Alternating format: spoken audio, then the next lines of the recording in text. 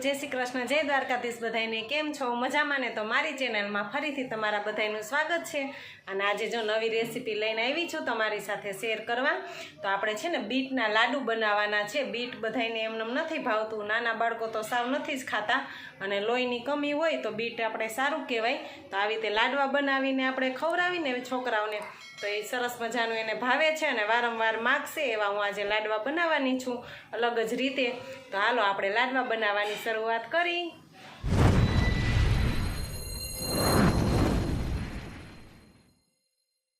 तो आपणे जो छे ने लाडवा बनावा बीटना लाडवा बनावा माटे 2 नंग में बीट लीधा छे, एने सरस आपणे धोई नाख्या छे। हवे आने आपणे छाल उतारी लेशुं पहेला।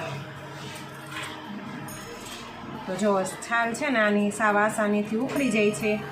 छरीथी उखेड़वी तो तमे छरीथी उखेड़ी सको ने पीलोरथी पण आपणे छाल आनी उखेड़ी नाखी। पहेला ए बीटनी छाल उतार नाखी छे अने आ डीटीआरनो भाग जे छे ने ए आपणे छरीनी मददथी आपणे काढी लेशुं। पहेला हवे आने छे ने आपणे 2 भाग कर लेशुं।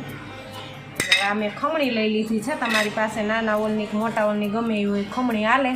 अने हवे आपणे आने बीटने खमणी लेवानुं छे। तो जो आवी रीते आपणे बधुंय खमण 2 बीटनुं करी लेवानुं छे। तो आपणे पहेला खमण करी ले।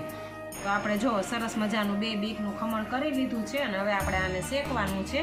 तो आ बीट छे ने छोकराओने एमनेम नथी भावतुं, पण आवी रीते आपणे लाडवा बनावीने देशुं ने तो वारंवार मागशे।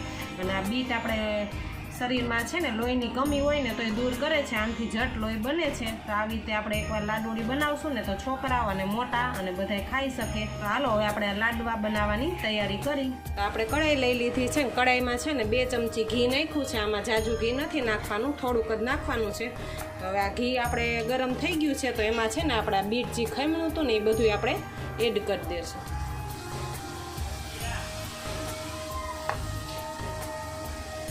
तो हवे आपणे छे ने आने मीडियम गैस राखीने पेला शेकी लेवानुं छे सरस मजानुं। आने कई शेकाता बहू वार नथी लागती, तरत आपणे शेकाई जाय छे। मारे खमणी थोड़ीक मोटी हती तो मोटुं खमण थयुं छे अने तमे नानुं पण खमण करी शको। आपणे छे ने 5 થી 10 मिनिट आवी रीते थोड़ीक वार शेकी लेशुं। पछी आपणे आमां आगळ शुं उमेरवानुं छे ए हुं तमने जणावुं।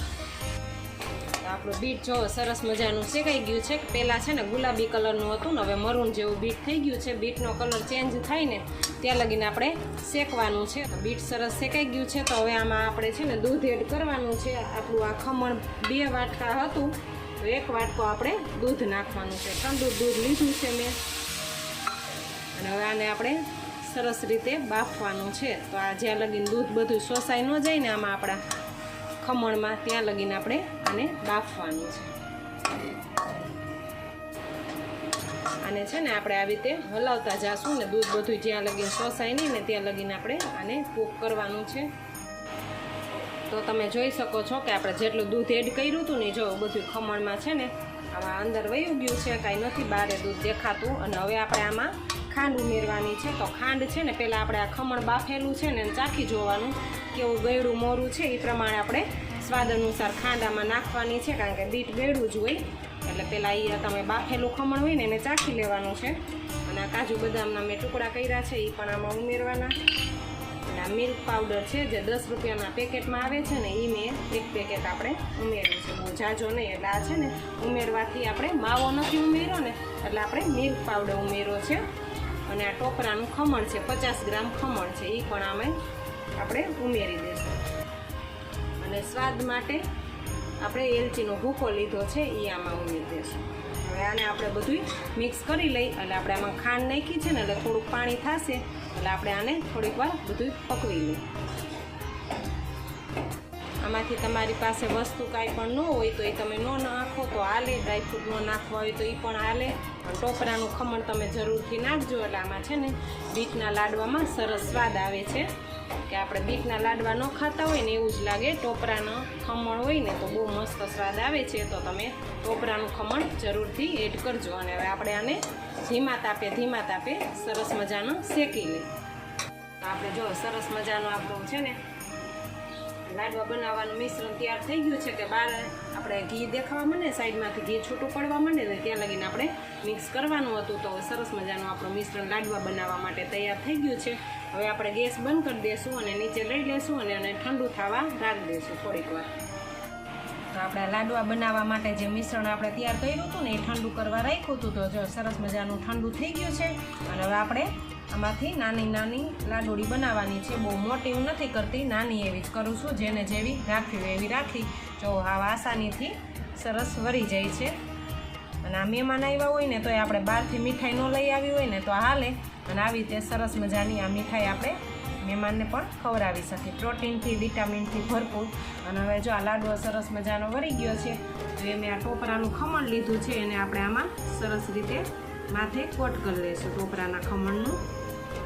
આ સ્વાદમાંય સરસ અને દેખાવમાંય પણ સરસ લાગે. તો આપણે આવી રીતે બધી લાડુડી વારી લેશું.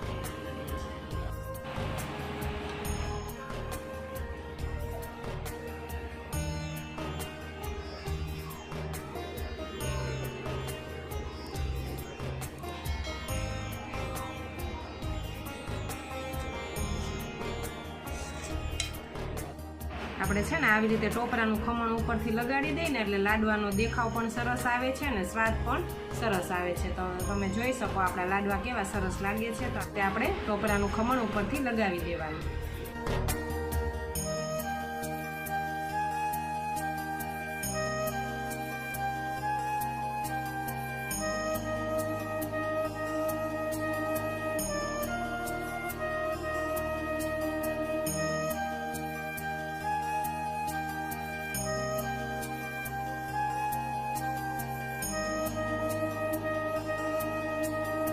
બીટના લાડવાની રેસીપી તમારી સાથે શેર કરી દીધી. મહેમાન આવે ત્યારે પણ હાલે અને બાળકોને ખૂબ ભાવે છે. આ રીતે બનાવશો તો બીટ જરૂર ખાશે બાળકો. એટલે એના માટે જો તમારી સાથે લાડવાની રેસીપી આપણે સરસ મજાની શેર કરી દીધી તો આ રેસીપી તમે જરૂર એકવાર ટ્રાય કરજો અને કોમેન્ટ બોક્સમાં જણાવજો તમને કેવી લાગી. અને મારી ચેનલમાં નવા હોય તો લાઈક, શેર અને સબસ્ક્રાઈબ કરી લેજો. જય શ્રી કૃષ્ણ, જય દ્વારકાધીશ બધાયની.